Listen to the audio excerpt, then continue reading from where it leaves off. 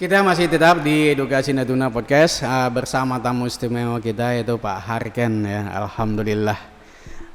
Baik, tadi kita sudah bincang-bincang masalah literasi dan saya dengar-dengar juga Pak Harken sekarang lagi pemerhati literasi ya. Bagaimana ceritanya nih? Ya. Nah, kami belum tahu nih dari mana atau kemana nanti yang dibawa literasi nih. Jadi bicara literasi, bicara kegiatan-kegiatan literasi itu sudah saya mulai 2007. Oh, 2007. 2007 waktu itu saya lakukan pembinaan dengan rekan saya Pak Muhammad Faisal.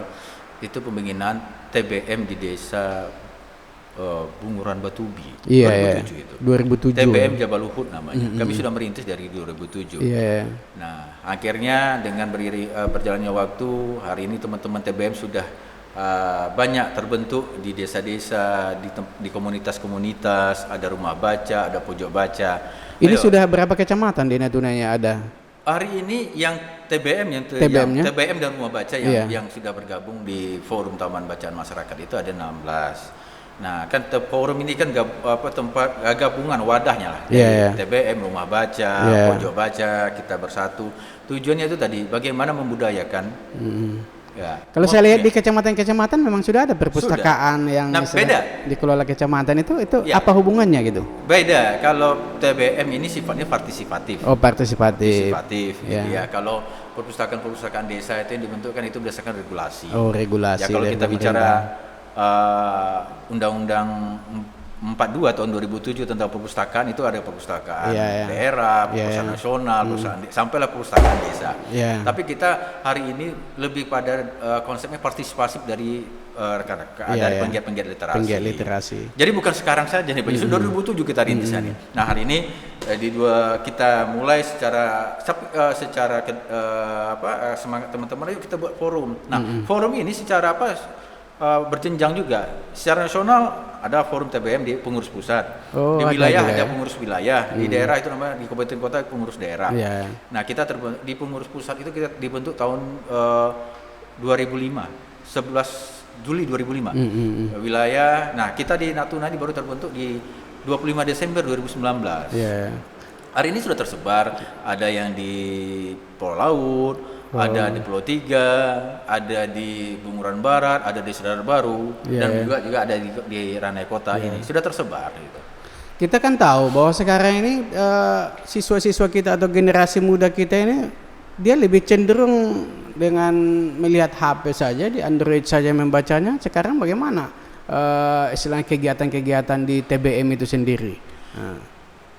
Sebenarnya generasi muda kita itu sudah cinta dengan literasi. Ya, cuma hari ini yang mohon maaf, yang saya bukan menyalahkan, tapi yang dibaca itu mungkin baru WA group.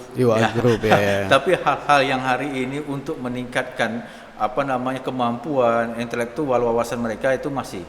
Nah, bagaimana menyikapi TBM menyikapi dengan kemajuan teknologi, dengan gadget ini atau gawai ini. Hari ini kita juga mengikuti itu. Namanya ada literasi digital, ya gitu kan. TBM satu lagi yang perlu di sini kesempatan yang berbahagia ini kami sampaikan kepada pemirsa. TBM itu bukan bukan tempat untuk baca tulis, bukan. TBM itu bukan tempat untuk baca tulis, TBM itu bukan untuk tempat anak-anak, bukan. TBM untuk kita semua.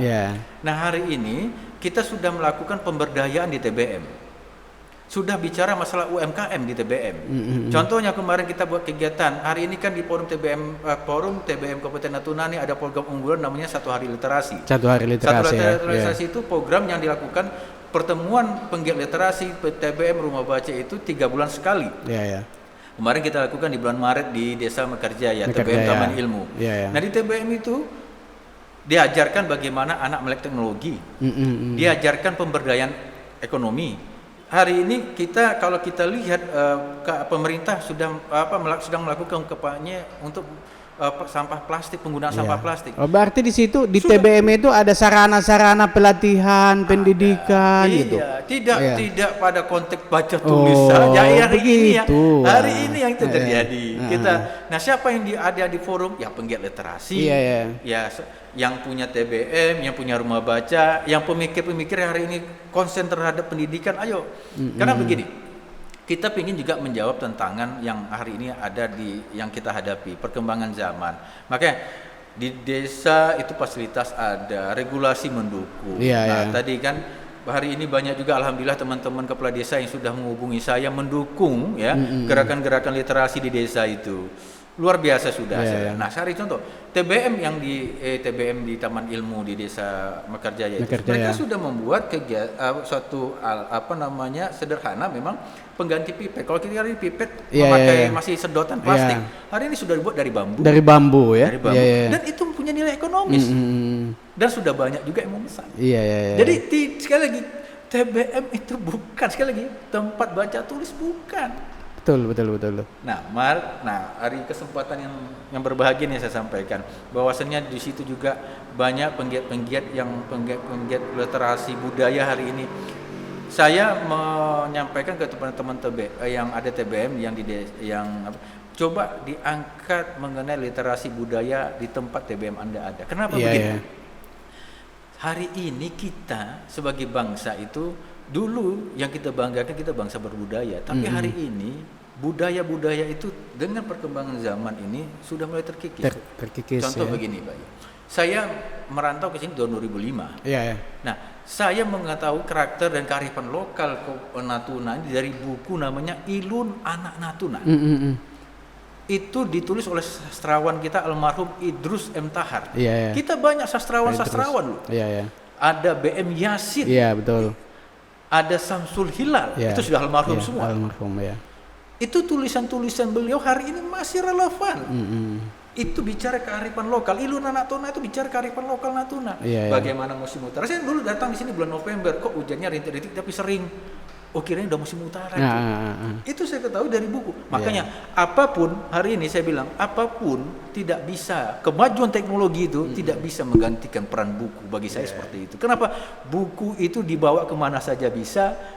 Tempat untuk kita menyampaikan apa bisa juga di buku. Nah, seperti itu kondisinya. Ya, buku pun sekarang sudah ada yang elektronik. Ada yang masih tapi biasa. Tapi saya sekali lagi, buku yang hari yang konvensional itu kenapa? Kadang-kadang kalau buku elektronik kita malas mau ke screen gitu kan. Nah, hari ini sebenarnya semuanya itu sudah tersiapkan dengan baik. Cuman satu juga, saya juga tidak menyalahkan generasi muda kita, mohon maaf mengenai budaya mereka karena kita sebenarnya kesalahan itu di kita. Kenapa? Kita tidak menyajikan buku-buku buku yang berbicara tentang kebudayaan. Hari ini kalau kita lihat di perpustakaan kita, Pak Haji, perpustakaan sekolah ya, itu banyaknya buku-buku apa? Buku-buku pegangan. Nah, makanya hari ini kami di forum TBM menggagas bagaimana setiap TBM itu mengangkat sejarah budaya di TBM itu berada. Sehingga Pak, generasi mudanya tetap cinta dengan budayanya. Berarti nanti ada juga di TBM ini untuk menulis. Pasti, insya Allah. Itu karena rohnya di situ. Mungkin saja nanti kita mengadakan lomba-lomba melalui TBM, mungkin melibatkan juga siswa-siswa yang selama ini kan memang seolah-olah TBM itu hanya orang-orang tertentu saja gitu ya. Betul, Pak. Itu yang mau kita rubah, framing itu bahwa TBM itu tempat baca tulis, TBM itu untuk anak-anak saja. Nah, itu yang kita rubah framing itu. Baik Pak Arken, jadi mungkin yang paling kita lihat sekarang ini memang kemampuan anak-anak itu membaca, bahwa dari penelitian-penelitian juga 60% orang-orang yang sukses itu memang orang yang memang terbiasa membaca. Sepakat. Dan itu jadi sudah memang pembuktiannya seperti itu. Dan sekarang ini tren-trennya juga gitu. Ada orang yang menjadi motivator, ada orang yang menjadi istilahnya narasumber. Nah, ini semuanya kan dibentuk dari kegiatan-kegiatan literasi tadi. Jadi mungkin istilahnya produk yang memang mungkin kita lebih fokuskan lagi untuk ke depan. Nah, apa yang Pak Haji sampaikan itu memang itu benar adanya. hari ini apapun hebatnya seseorang itu, kemampuan seseorang tetap dia mendapatkan referensi dari membaca. Makanya tadi saya sebutkan Allah menurunkan wahyu pertamanya, Iqra, bacalah. Bacalah. Orang hebat hari ini tidak lepas dari membaca. Dan dengan membaca kita menambah wawasan, menambah ilmu pengetahuan kita. Hari ini kita lihatlah YouTuber, konten-konten orang anak yang buat game itu. Kalau dia tidak dengan membaca, di mana mereka membuat referensi itu? Iya, betul. Nah, makanya tapi orang kadang lupa. Nah, hari ini kita ingin kampanyekan, semoga Pak Ajib edukasi Natuna Podcast juga bisa membantu mengkampanyekan bahwasannya membaca itu menjadi kebutuhan primer. Oke, baik. Membaca itu menjadi kebutuhan primer. Terakhir nih. Khususnya di Kabupaten Natuna, ya kita memang ingin perubahan pola pikir. Ya tentu dimulai dari ya nggak langsung masyarakat saja, dimulai juga dari dunia pendidikan seperti sekolah. Nah, kira-kira harapan Bapak untuk kita menciptakan istilahnya kualitas yang memang dapat menyentuh kepada kehidupan nyata gitu. Ya, kalau kita bicara pendidikan secara umum ya, apalagi di Provinsi Kepri lah mungkin ya. Nah, di Provinsi Kepri ataupun di Natuna. Hari ini itu tadi yang kita sebutkan, pendidikan ini kalau tingkat LCTA itu sudah menjadi domainnya provinsi gitu ya. Ada satu hal yang harus kita sama-sama buat. Pertama, kita harus punya data, Pak. Data kita sudah lengkap nggak hari ini? Data itu harus kedua terintegral. Bukan data itu milik dinas pendidikan saya, tidak, tapi diintegralkan data itu ke bagian kepegawaian, karena nanti bicara bagaimana jumlah guru yang dibutuhkan. Data terintegral dengan Bapeda untuk perencanaannya, data harus terintegral ke dinas pariwisata, data harus terintegral ke dinas tenaga kerja, berapa jumlah siswa SMA kita atau SMK kita yang lulus tahun ini, kemampuannya seperti apa.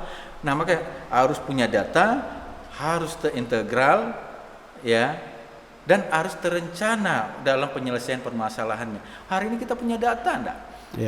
Mungkin punya, tapi masih belum terintegrasi mungkin ya. Saya ingin itu. Jadi bagaimana bicara secara konsep meningkatkan mutu pendidikan, datanya harus terintegral. Kenapa? Contoh, ada SMK misalnya SMK Perikanan, ada SMK Pariwisata, ya ada SMK Otomotif. Ini kan harus diintegralkan dengan dinas-dinas tertentu, dinas pariwisatanya, dinas perikanan kelautannya, dinas tenaga kerjanya. Dan ketika dalam penganggaran perencanaan pembangunan, Bapeda juga harus punya data dari dinas pendidikan. Sekolah ini apa kebutuhannya? Jadi apa? Jangan yang sekolah minta misalnya A, yang diberi B, yang akan nyambung-nyambung terus itu. Nah, tiga konsep ini harus bersinergi, data gitu ya, terintegral dan berkesinambungan. Nah, hari ini juga saya juga menyampaikan, ini juga menjadi prihatin saya sebagai hari ini diundang sebagai narasumber. Kita konsen terhadap dunia pendidikan, tapi secara provinsi, mohon maaf, dinas provinsi hari ini juga belum membentuk unit pelayanan teknis di Kabupaten Natuna. Ini sangat penting. Insya Allah, Pak. Dengan gubernur yang baru ini sudah ada. Tapi kita perencanaan. Kita berharap kalau jangan sampai itu jadi kenapa? Saya sudah menyampaikan itu kepada pejabat yang hari ini sudah menjabat kepala dinas juga di provinsi. Kita perlu UPT 2016 lagi, 2018 ketika musrembang provinsi saya sampaikan kita perlu UPT. Kasihan kan teman-teman yang dari pulau-pulau harus ke provinsi. Betul. Itu satu. Yang kedua, kalau kita bicara di Kabupaten Natuna, sekali lagi, apapun konsepnya yang dibuat tiga komponen penting ini menurut saya harus kita sinergikan. Kalau tidak tiga komponen penting ini tidak bersinergi, kita sulit untuk menyatakan mutu pendidikan kita akan meningkat. Ya baik, terima kasih Pak Aryan. Memang kita hari ini berada dengan tamu istimewa kita, dan apapun yang kita bicarakan ini memang semata-mata ingin bagaimana pendidikan ke depan. Untuk maju, apalagi Natuna ini adalah daerah yang sangat diperhatikan oleh pemerintah, dan ada tadi bagaimana pula anak-anak kita kreatif ya istilahnya dalam menentukan hidup dan kehidupan.